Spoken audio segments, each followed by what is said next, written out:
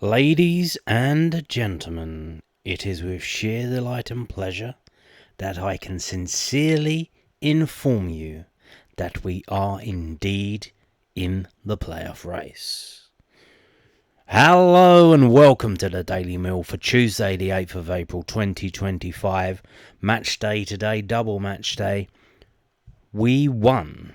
We beat Sheffield United. A fantastic performance, a fantastic result, and the other results, all of them today, went in our favour. We are now in the playoff race. It is real, it is true, it is happening. This is the match report from millfc.co.uk, the club's official website. Millwall registered brilliant Brammall Lane win. Millwall 1-0 winners at Sheffield United on Tuesday night in the Sky Bet Championship. Josh Coburn's first half goal was enough to win the 3 points on a night, which saw the Lions defend their goal brilliantly at Brammall Lane. 3 changes were made by Alex Neil for the visit to Yorkshire as Ryan Leonard, Billy Mitchell and Luke Cundall came in for the injured Jafet Tanganga, as well as Aaron Connolly and George Saville, with the latter dropping to the bench. The first chance of the night fell to the Lions, but after George Honeyman whipped a free kick into the box, Coburn headed over. At the other end, 4 minutes later, Gustavo Hammer's short corner kick found the run of Ryan Brewster, but he flicked wide of the far post. Jake Cooper took a strike from Brewster straight in the face with 12 minutes on the clock. However, 9 minutes later, Millwall were in front. A swift move through the middle of the pitch started with Mitchell, who threaded the ball through to Casper de Nor, the Belgian turning superbly and feeding Coburn, who had no qualms in blasting the ball home to open the scoring. Well, turning superbly, well, he turned, he did a little pirouette, he did a little spin move that he didn't execute because the defender was there, but he immediately, without hesitation, then kind of just prodded it forward towards Coburn, and Coburn smashed it into the goal. I mean, absolutely brilliant quick thinking by Denor, brilliant quick thinking by Coburn, like fantastic stuff, proper football. Mill had to put bodies on the line at the midway point of the half as Lucas Jensen saved for Bren Burton Diaz's header and Coburn slid in to block a rebound, but the next real attempt fell to the Lions on 34 minutes as Mitchell won back possession in the midfield and found Coburn, whose cross seen Mihailo Ivanovic's strike blocked behind. Brewster struck wide as the half-time whistle began to come into view, with the Lions confidently going in at the break a goal up.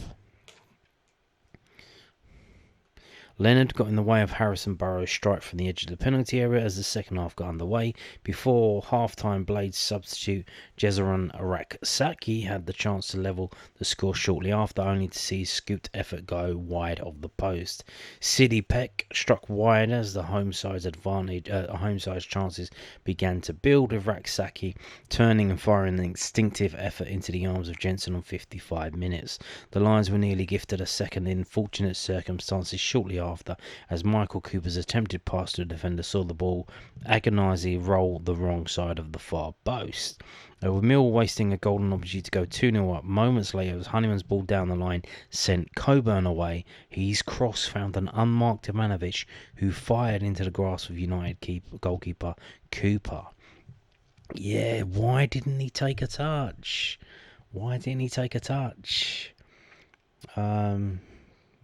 But you know, it was a decent shot first time to hit a moving ball like that. But man, he had acres of space. Why didn't he take a touch? But you know, if we didn't get the result, that would have been bigger than it was. But it wasn't, because obviously we did win the game. So I think that's going to be kind of papered over. But man, that was a golden opportunity, and you know, Ivanovic. You would have thought he would have lapped that up. Gustavo Hammer fired over on the rebound following a smart stop from Jensen before Adomio Maku replaced Cundall on 66 minutes, and the Irishman could have had a goal shortly after his introduction as he was fed by Denor. The Blades' defence rushing out to block, however. Lennon's cross was nodded over by Coburn as the final 15 minutes were on the horizon. Macaulay, Langstaff and Saville were introduced into the game at this point before Ryan Wintle and Wes Harding replaced Mitchell and Honeyman, with Tom Cannon then driving into the arms of Jensen with 10 minutes remaining. Yeah, I think we kind of went 5 at the back. I think we did. I think Leonard kind of tucked in and Wes Harding was playing right back. So, yeah, but we still had 2 up front. So I don't know whether it was 5-3-2 or what it was, but I think we did have 5 at the back, and we still had 2 up front to some extent. Like, Raksaki was well placed to have a poke at goal in the final 5 minutes, but his path to goal was blocked by Tristan Crama before Jensen had to stretch to deny what would have been an incredibly unfortunate own goal from the Frenchman. 6 nervy minutes of stoppage time were to follow, but the Lions played them to perfection to pick up a priceless away win. Yeah, where did he get the 6 minutes from, man? Like, that was incredible. Like, wow. But to be fair, the referee... I thought the referee was okay, to be fair. He was doing alright. So, yeah, 456 Mill fans. 456. And the team was as follows: Jensen, Leonard, Crama, Cooper, Bryan, Honeyman, Denor, Mitchell, Cundall, Ivanovic and Coburn. The subs bench was Roberts back. Hello, Roberts. Wintle, Langstaff, Amaku, Saville, Drake, Harding, Kendall and Matthews. And the subs that got used was Harding on for Honeyman in the 77th minute, Langstaff on for Denor in the 72nd minute, Wintle on for Mitchell in the 77th minute, and Maku on for Cundall in the 65th minute, and Saville on for Ivanovic in the 72nd minute. So, some interesting subs. I think the subs were made at the right time. Obviously, we were in a 3-game week. We had Portsmouth on Saturday, Sheffield United today, and we've got Middlesbrough on Saturday. Another big game, and then after that we've got Friday, Monday. It's Easter Friday and Easter Monday, or Good Friday and Easter Monday. Some mentions. So, mentions for team selection is no Connolly. Again, that's interesting.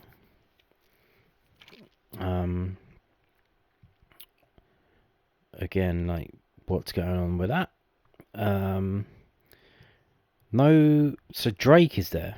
No Murray Wallace. Drake, if you don't know Drake is he's the left back for the under-21s.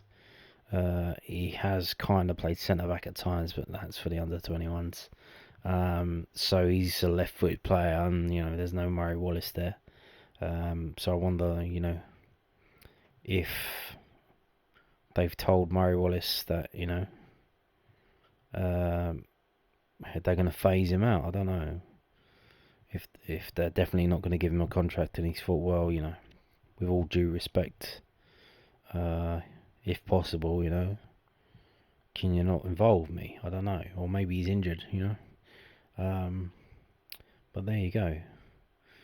And Kendall and Matthews, again, the under-21 players on the bench. And, I mean, what a brilliant team effort. Like, absolutely brilliant team effort. Like, trying to pick a man of the match out of this. You could have 4 or 5 selections, really. I mean, Coburn, Cundall was good today. Billy Mitchell was fantastic. Denor, I mean, man. Bryan, Cooper, Leonard. I mean, there's so many. Jensen. There's literally like 8 or 9 man of the match performances, and like, not that the players who I didn't mention had bad games, like, they were good as well. I was like, but man, what a performance, what a result. Fantastic. Absolutely fantastic. Did you watch it? Have you seen it? If you didn't see it, you missed out on a classic, Big ups to the 456 who went, but I mean, there must have been thousands that were watching it on Sky Plus and on Millwall TV around the world, on Paramount Plus in the USA. I mean, that was fantastic. Absolutely brilliant. Here's some photographs, pictures, selfies from the game.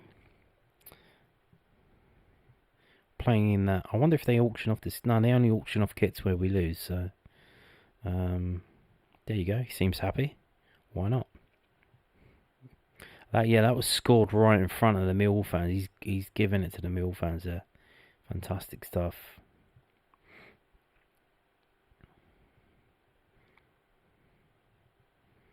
What a performance. Absolutely fantastic. Like, if you haven't watched it, you should watch it. If you get and if you didn't know, if you subscribe to Millwall TV Plus, you get a 90-minute replay. But it's not, obviously, I think it takes like 24 hours, maybe 36 hours, something like that. But yeah, you should watch it. I mean, it's absolutely brilliant.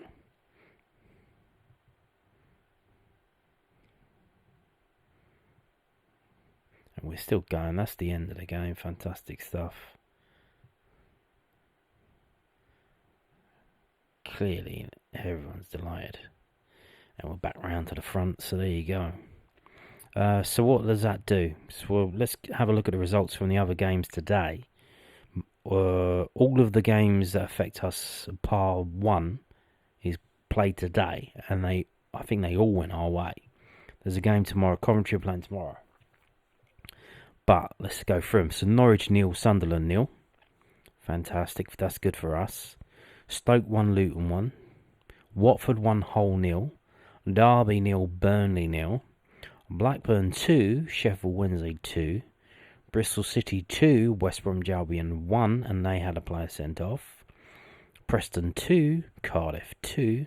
And Middlesbrough 0, Leeds 1. And tomorrow we got Coventry versus Portsmouth. That's affecting us. So let's have a look at the table as it stands. We ain't gone anywhere. We're still 9th, but I told you this the other day. But look at this. So it was us and Watford who won. Norwich drew. Blackburn drew. Sheffield Wednesday drew. Preston drew. Above us, West Brom lost. They have not won in 5 games. They haven't won a game in 5.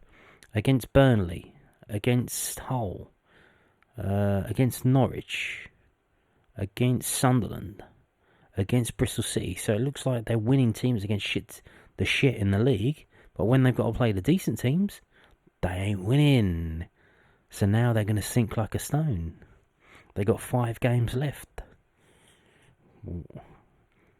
Coventry haven't played. They play tomorrow. Middlesbrough lost. Bristol City won. So, what that does, we are now 3 points away from Middlesbrough in 6. Now, obviously, that depends on what happens to Coventry tomorrow. If they win, they'll go up in that 6th spot. But at the moment, we go with what we deal with. We are 3 points off of 6th place. 3 points. Obviously, we are at a massive disadvantage, as in we are on a negative goal difference. However, who is our next game? It's Middlesbrough at the Den on Saturday, this Saturday. What a big game. What a game. If we win that, we go up to 60 points. Middlesbrough stay on 60 points. So we catch up to them. Obviously, we're not going to go above them because of the goal difference, but that is what it is. And you assume, some of the teams around us, they're not going to win. Some they might win, they might lose. But good times ahead. Good times ahead. And then we play Blackburn. And then we play Norwich. And then we play Swansea. And then we play Burnley. So there you go. And a little fact for you. We, as in Millwall, are the only team this season to have beaten Leeds, to have beaten Burnley, and to have beaten Sheffield United.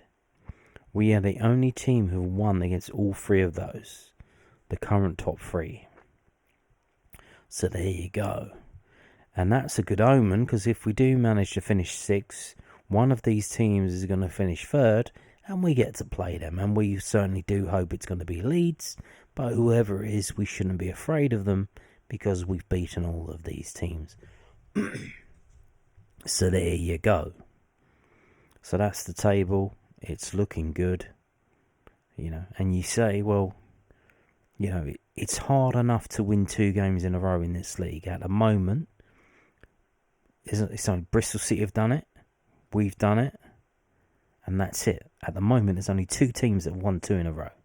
However, what you'll often find is that when teams do win 2 in a row, they'll win more than that. You can see here Daly went on a 4 in a row there. Coventry had a really good spell earlier than this recent form. Middlesbrough as well, Obviously, Sheffield United, Burnley had winning runs. Burnley got a winning run there of 3 in a row before today's draw. It's not beyond the realms of possibility that we could win on a Saturday. Now, obviously, there is a problem in that Josh Coburn can't play because he's on loan from Middlesbrough. So what do we do there? We have to change it up. We can't play with 2 up front unless we bring Langstaff in. Or do you bring a Maku in? What do you do? I don't know. That's not my job. That's Alex Neal's job. Hopefully he figures something out and we get the job done. But all I can do is go to the ground on Saturday and, cheer the team on. That's what I can do. So, this was obviously the first team beating Sheffield United. This was a double header today. Obviously, I've been telling you about this all week. The under-21s. Okay. The under-21s played away at Sheffield United as well, up in York City's LNER Community Stadium. The result was 1-1, which, because the first team played today, obviously this under-21 team was a very young under-21 team. There is a number of under-18 players involved, which I think is the reason why they didn't stream it on YouTube. It's like some sort of safeguarding thing or whatever. So we've got the match report from sufc.co.uk, Sheffield United's official website. We'll get the Millwall one tomorrow. Obviously, they're busy today with the first team. You can understand that. I do hope and I do wonder if the under-21s went to this game. If they went to because they're up there anyway at York. I do wonder if at least some of them went to the first team game just down the road. I don't know, but so obviously this is from Sheffield United's point of view, so remember that. United's under-21s were held to a draw by a solid Millwall side chasing the PDL South title, as the Blades now require 2 more points of their own to secure a 5th straight PDL North title after Ryan One's fine strike was cancelled out by a penalty for the visitors. The Blades started quickly and had a couple of half chances early on, but it was Millwall who settled the best and enjoyed the majority of the first half as a couple of big chances came and went. Despite Kobe Hewitson not being overly tested, United though had opportunities of their own when a poor pass out from the back presented Zayn Tahir with a chance, but the centre-back was well dealt with by the Millwall defence. But an even bigger chance came right on half-time when Javon Beattie slotted just wide after good work from strike partner One.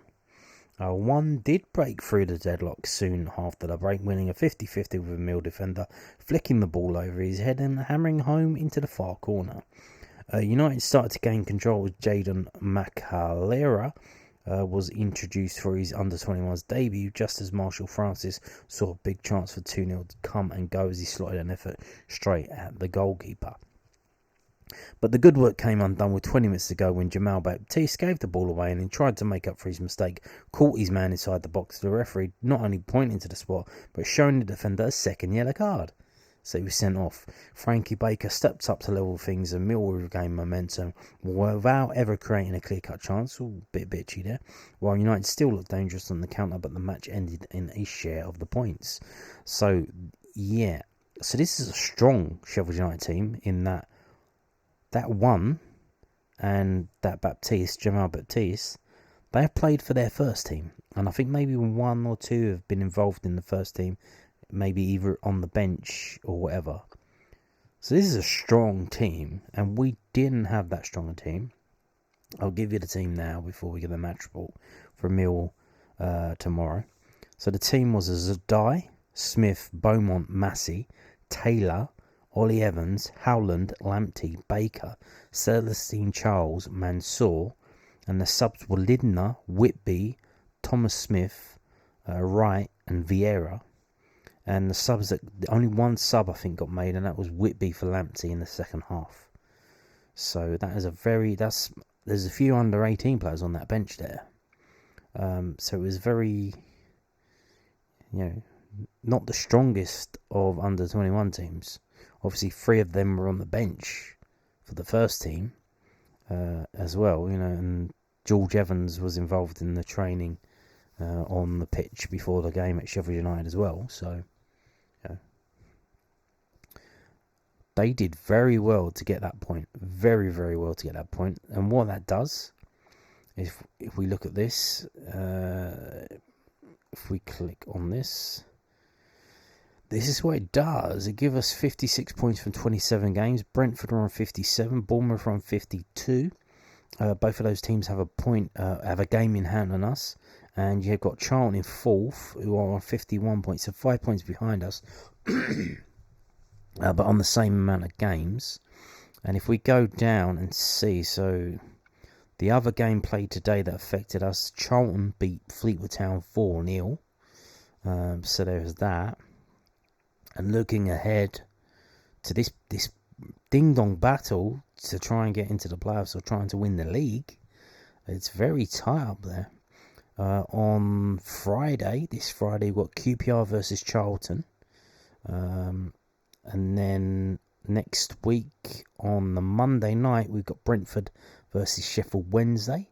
On Tuesday, we've got Bournemouth versus Sheffield United. Now, obviously, as mentioned, Sheffield United need some points to win the league, so they probably want to get the job done. So hopefully they win that game, and that helps us out. And then you've got Charlton versus Birmingham, and then Millwall versus Crewe. And that, at the moment, that's set to be played at the Den, so you can go to that game. And that's all on the same day. These are all on Tuesday afternoon. That's a 2 p.m. kickoff. So there you go. Pretty decent result. 1-1. Not bad given the circumstances of the team. But there you go. So now moving on to this. I mentioned this briefly, I think a couple of days ago. So this is from Vigesti.me. It's a Montenegrin website. It's been translated into English. Emotional at the first memorial in honour of Matija Šarkić. The tournament, which featured Matija's former clubs as well as visiting clubs from Belgium, was won by the Antwerp boys. Standard came in second, and Millwall third. So Millwall obviously finished third.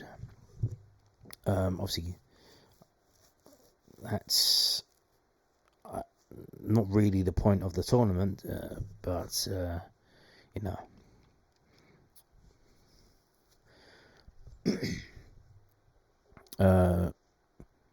It was emotional at the first memorial football tournament dedicated to Montenegrin goalkeeper Matija Šarkić, who passed away last summer.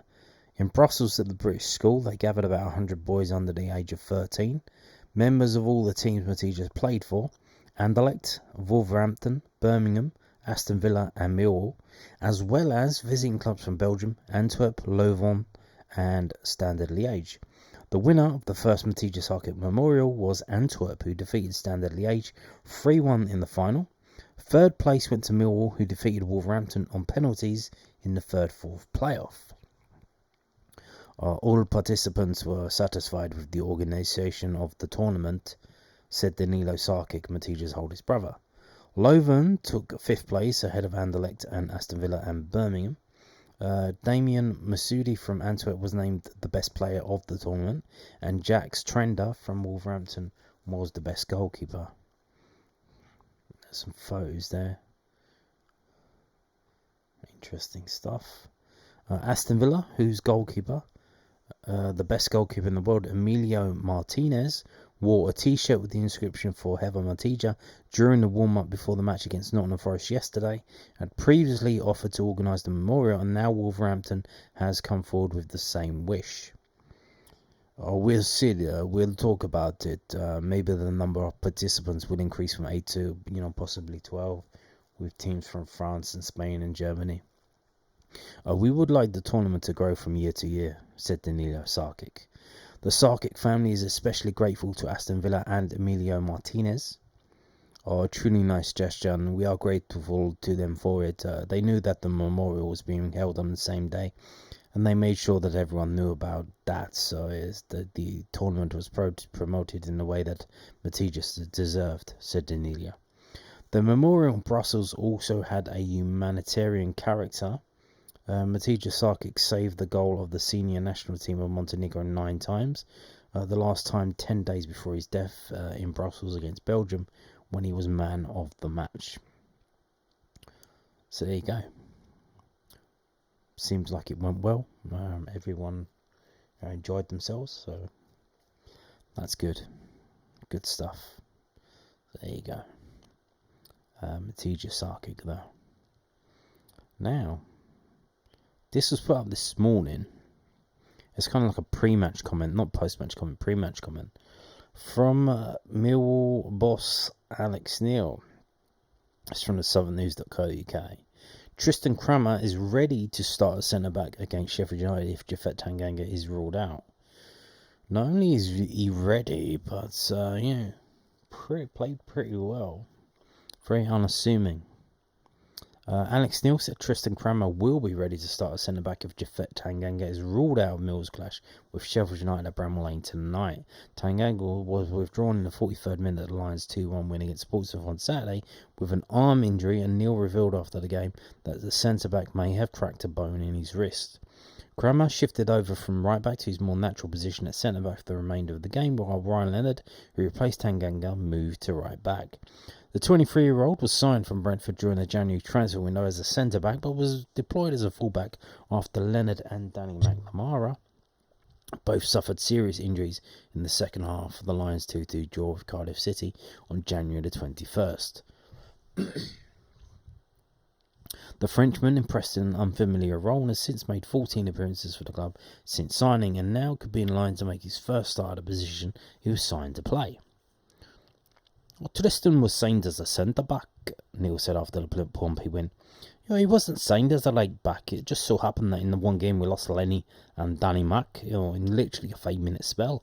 So we sort of chucked him in there, and, he's great, and we're thinking, okay, he gave us a different option at the point. I had a very similar scenario, I know Tristan's a little bit older, but I signed Sepp van der Berg when he was young, a kid from Liverpool, and he was a centre-back by trade.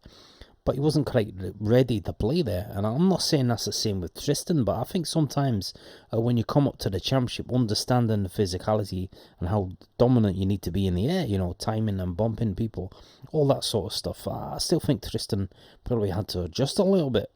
Getting him in at right back has helped him to do that without the risk of playing central, if you like. I feel now, he's ready to slide in and do that job there, If Japhet's not available, he's certainly an option for us. Well, not only is he an option, he is very capable, it seems. He's played, as mentioned previously, the team in the league that has won the most games. And they didn't win today. We won. Millwall won. So, there you go.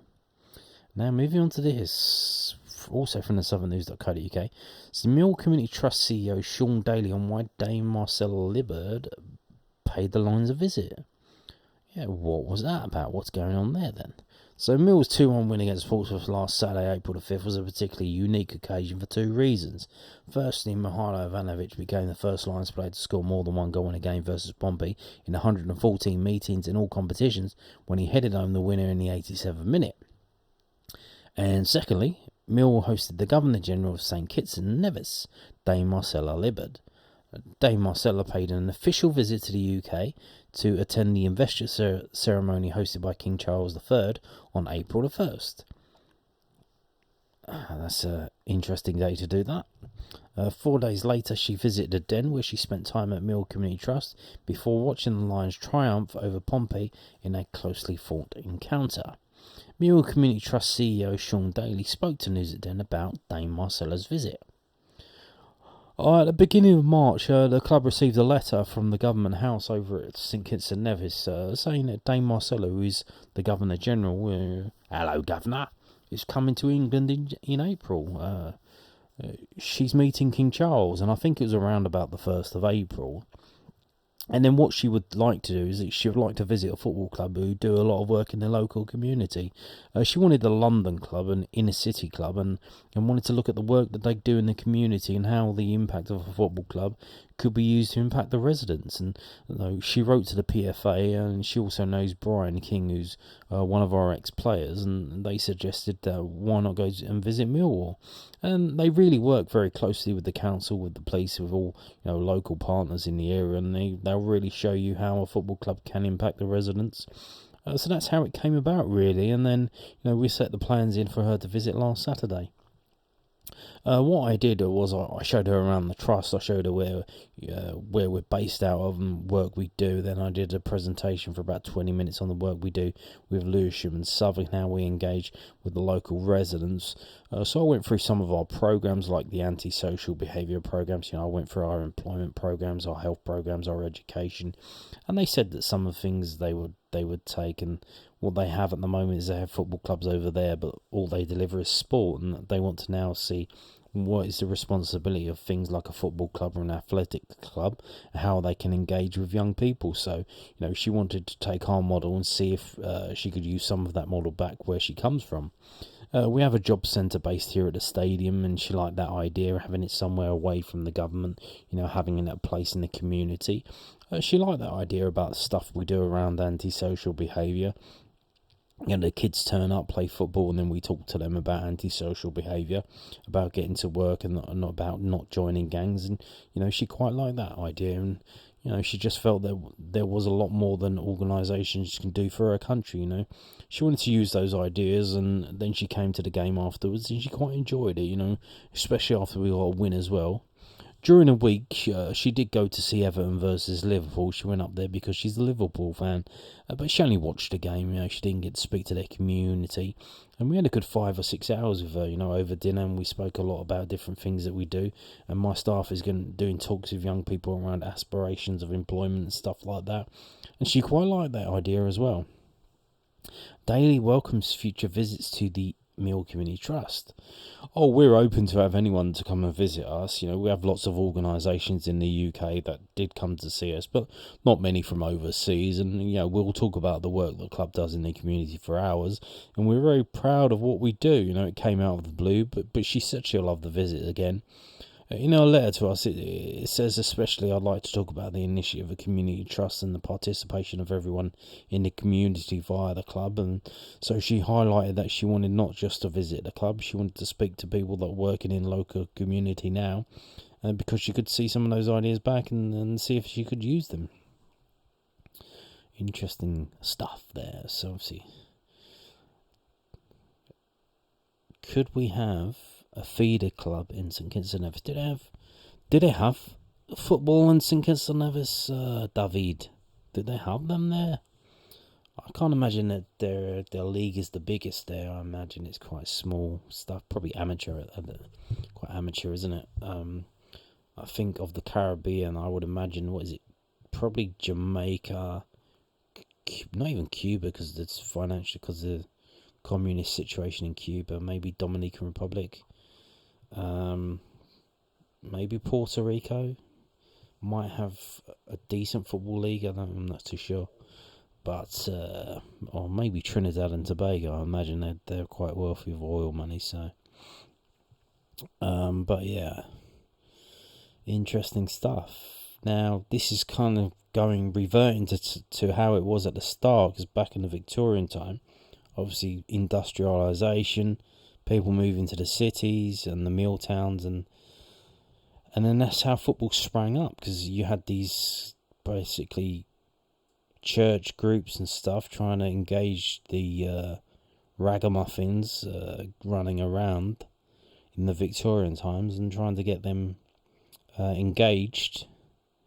And that's what they did back then. You know, this is where all the football teams came from. Most of them came from Sunday schools for children and other stuff. So there you go. And on that note, thank you for watching and goodbye. Hello, Governor.